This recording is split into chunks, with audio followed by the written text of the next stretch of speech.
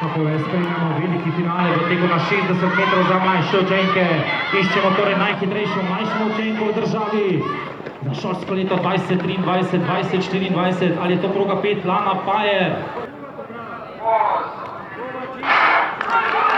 Takole spremljamo veliki finale v tegu na 60 metrov za mlajše učence. Iščemo torej zmagalca in najhitrejšega na progi 3. Viktor Pavlin, osnovna šola Beltinci. Rezultat 7:72. Takole veliki finale spremljamo v tegu na 60 metrov za starejše učenke. Proga 4 je najhitrejša proga, prepričljivo najboljša.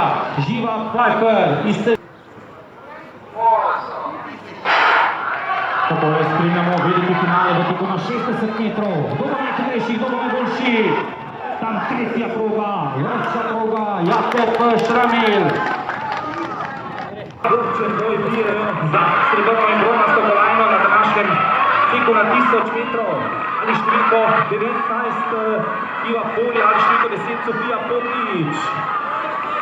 Mislim, da imamo drugo vrščeno Sofija Potič. Takole v cilj prihajajo tudi ostala dekleta. Dava razvojne spodbude za fante, za finaliste. 1000 metrov, disciplina, ki gre v časih koncu. Ali je Matic Krašovec tisti, ki je danes najmočnejši, najbolj zdržljiv. Tako je in tudi najboljše razporedil svoje moči. Matic Krašovec, Lukas Dolnik in pa na tretjem mestu Miha Tomše, osnovna šola Trbovlje. Na drugem mestu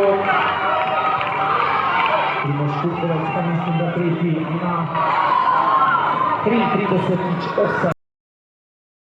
V zadnjih progah 4, 5 in 6, mislim, da spremljamo v tem trenutku hitrejše štafete, vendar pri štafetah je